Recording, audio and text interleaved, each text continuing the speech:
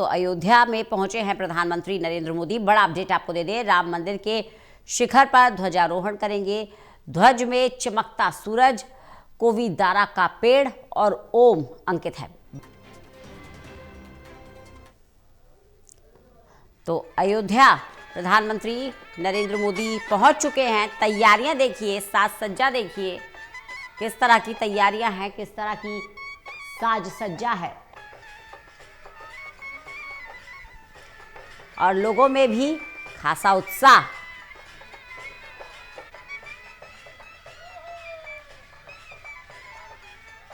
बड़ी जानकारी आपको दे दें, पीएम मोदी अयोध्या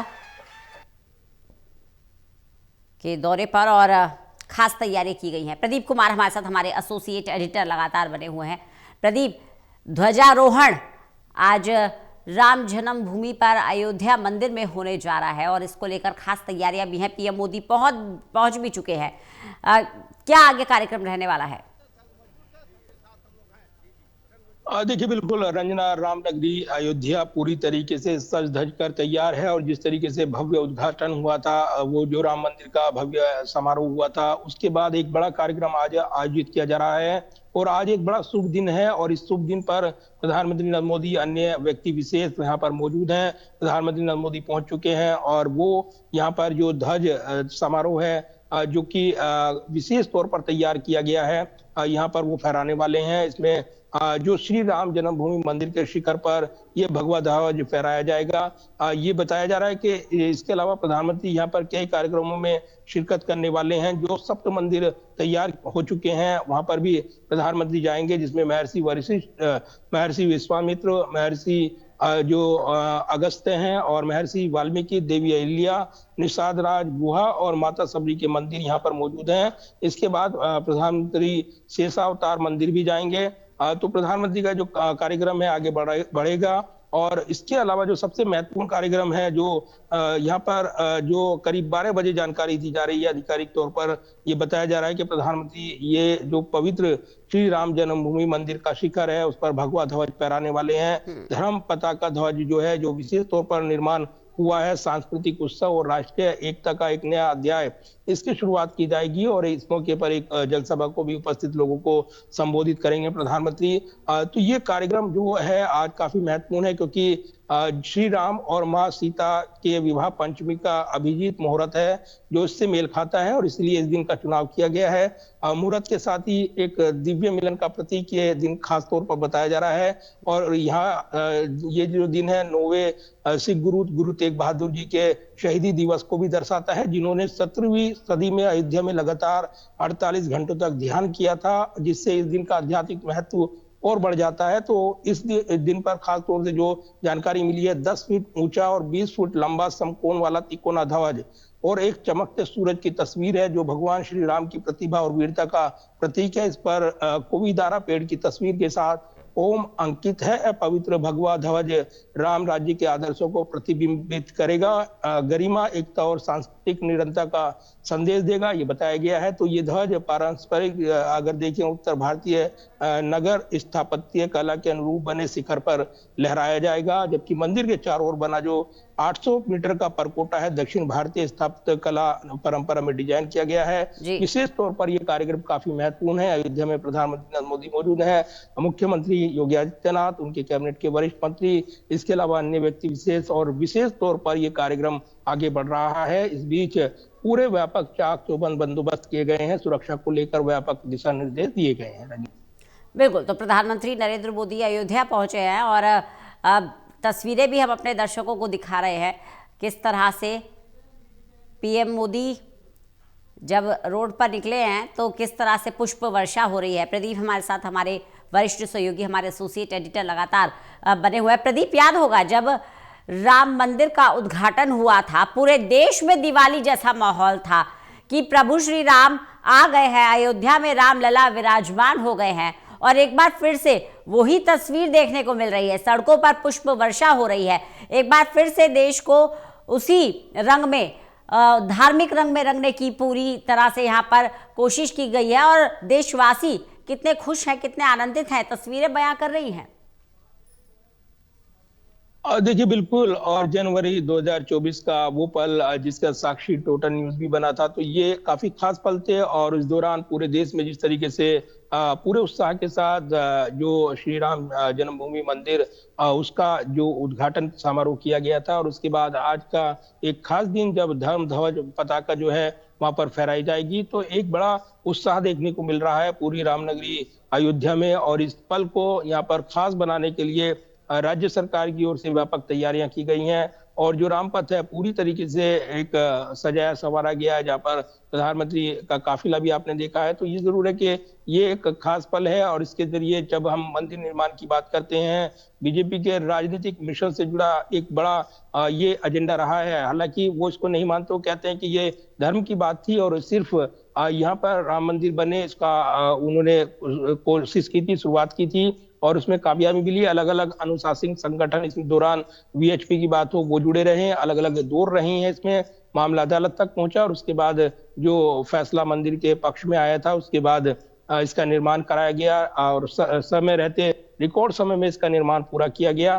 तो पूरी तरीके से आज फिर राम में अयोध्या भव्य तैयारियां यहाँ पर धर्म ध्वज पताका को फहराने की देखने को मिल रही है। और इस मौके पर प्रधानमंत्री का काफिला, ये तस्वीरें सीधे तौर पर अयोध्या से जो देखने को मिल रही हैं, ये वीडियो तस्वीरें ये बताते हैं कि पूरे व्यापक तौर पर जो तैयारियां की गई हैं वो काफी खास हैं। और इस खास मौके पर यहाँ पर प्रधानमंत्री का संबोधन जो होगा वो भी नजर आएगा, और इसके जरिए वो क्या राजनीतिक विरोधियों को लेकर अपने बयान में बातें रखते हैं, ये भी बड़ी बात होगी देखने के लिए। तो ये एक बड़ा कार्यक्रम है और इसके जरिए प्रधानमंत्री एक बड़ा राजनीतिक मैसेज भी देते नजर आ सकते हैं रंजना। तो निश्चित तौर पर अगर देखें तो ये कार्यक्रम आगे बढ़ रहा है।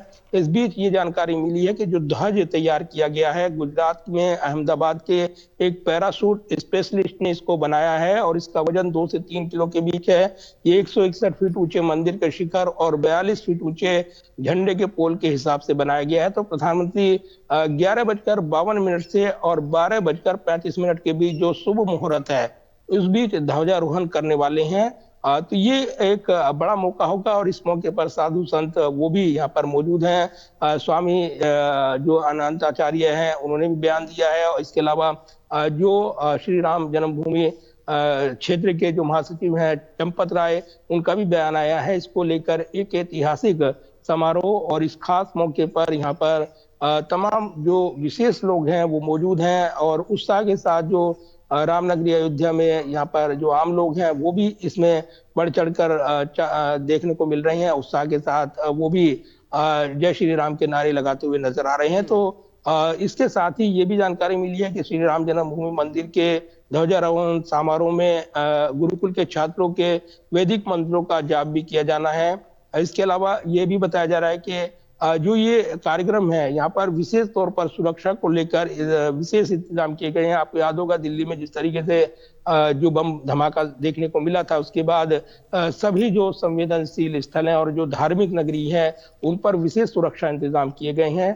तो इसी खास मौके पर ये कार्यक्रम आगे बढ़ता हुआ नजर आ रहा है रंजना। बिल्कुल, ये कार्यक्रम आगे बढ़ता हुआ नजर आ रहा है। तस्वीरें भी अपने दर्शकों को हम लगातार दिखा रहे हैं। स्कूली बच्चों से लेकर बुजुर्गों तक हर किसी में उत्साह है। जय श्री राम के उद्घोष के बीच पुष्प वर्षा पीएम मोदी के काफिले पर हो रही है, और प्रधानमंत्री नरेंद्र मोदी अयोध्या में ध्वजारोहण करेंगे आज राम मंदिर पर। और इस क्षण का इंतजार भी लंबे समय से किया जा रहा था।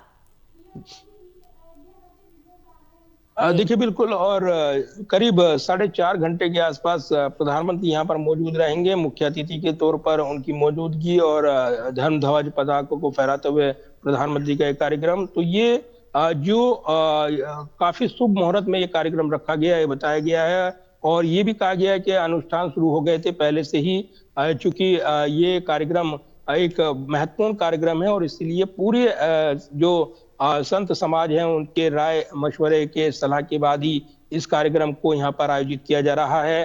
अलग अलग यहाँ पर जो कार्यक्रम है उसमें देखने को मिल रहे हैं। तो ध्वजारोहण जो अनुष्ठान है वैदिक मंत्रोच्चार के बीच प्रधानमंत्री बटन दबाकर ध्वज लहराने वाले हैं, फहराने वाले हैं। इस दौरान जो मुख्य अतिथि हैं इसमें अलग अलग वो नजर आने वाले हैं। और इसमें धर्मगुरु, व्यापार जगत के प्रमुख, इसके अलावा दलित, वंचित, किन्नर और अघोरी समुदाय के प्रतिनिधि भी शामिल बताए जा रहे हैं। तो इस ऐतिहासिक अवसर पर श्री राम जन्मभूमि तीर्थ क्षेत्र ट्रस्ट एक भव्य मंगल स्वस्ति गान प्रस्तुत करेगा, ये बताया जा रहा है। ये एक दिव्य संगीत में अर्पण है, जिसका उद्देश्य पूरे वातावरण को आध्यात्मिक आभा से यहाँ पर आलोकित करना है। और देश भर में जो वरिष्ठ कलाकार हैं इस पावन क्षण पर अपनी प्रस्तुति देने वाले हैं, भजन और स्वरों के माध्यम से। और जब उद्घाटन समारोह हुआ था तब वो जो अलग अलग मंच लगाए गए थे, ठीक उसी तरह इस बार भी अयोध्या नगरी को सजाया संवारा गया है। पूरी तरीके से व्यापक तैयारियां देखने को मिल रही हैं। तो एक बड़ा दिन है और इस खास मौके पर यहाँ पर ध्वजारोहण के साथ ही श्री राम मंदिर का जो निर्माण है वो पूर्णता का संदेश यहाँ पर पूरा होगा, क्योंकि जो निर्माण कार्य रुके हुए थे वो पूरे हो जाएंगे। तो कहीं ना कहीं इसी के साथ जो श्री राम मंदिर है वो पूरा हो जाएगा, पूर्णता का प्रतीक होगा आज का दिन। यही खास बात है और इसलिए पूरी पताका, जो धर्म ध्वज पताका है, वो लहराते हुए अब नजर आने वाली है। और इस खास मौके पर खास तैयारियां देखने को मिल रही हैं। रंजना, बिल्कुल प्रदीप, जैसा कि हमने चर्चा की शुरुआत में ही कहा था कि पहले भगवान श्री राम की चरण में प्रधानमंत्री नरेंद्र मोदी जा रहे हैं, उसके बाद कुरुक्षेत्र आएंगे। भगवान कृष्ण ने जहां गीता का संदेश दिया था, तो आज का दिन काफ़ी खास रहने वाला है। लेकिन एक बड़ी बात, जैसे कि हम चर्चा भी कर रहे थे कि ब्रह्म सरोवर नदी पर भी जाएंगे पीएम मोदी, वहां पर भी ब्रह्म सरोवर में जाकर पूजा अर्चना करेंगे, आरती करेंगे। तो कहीं ना कहीं सरयू के तर्ज पर ही ब्रह्म सरोवर को भी डेवलप करने की कोशिश की जा रही है। टूरिज्म के लिहाज से देखें, सांस्कृतिक लिहाज से देखें, ऐतिहासिक लिहाज से देखें या धार्मिक लिहाज से देखें, कितना महत्व है इन दोनों ही बातों का? देखिए बिल्कुल रंजना, धार्मिक क्षेत्र को जिस तरीके से सर्किट के माध्यम से जोड़ा गया है और धार्मिक सर्किट का एक पूरा जो मार्ग है वो तैयार किया गया है, जिसके जरिए पर्यटन को यहाँ पर बढ़ाना, धार्मिक नगरी को एक अलग यहाँ पर पहचान उसकी स्थापित करना और देश विदेश से पर्यटकों को आकर्षित करना मुख्य तौर पर। और इसीलिए पिछले दिनों जब ये आंकड़ा भी आया था कि जो धर्म नगरी अयोध्या में श्री राम मंदिर के निर्माण के बाद जिस तरीके से पर्यटक की तादाद बढ़ी है, उसमें राजस्व में भी इजाफा हुआ है राज्य सरकार के। और ये निश्चित तौर पर एक बड़ा ये निर्माण कार्य रहा था, जिसके जरिए कहीं ना कहीं देश विदेश के भक्तों का उत्साह बढ़ा है। और कहीं ना कहीं फुटफॉल बढ़ने के साथ ही, यानी लोगों के आमद बढ़ने के साथ ही राजस्व में भी वृद्धि हुई है। तो दूसरी तरफ अगर देखें तो जो ब्रह्म सरोवर है और जिस तरीके से धर्मनगरी कुरुक्षेत्र का महत्व है, ये भी ऐतिहासिक महत्व है। और इसलिए जहां भगवान श्री राम की नगरी अयोध्या की बात होती है,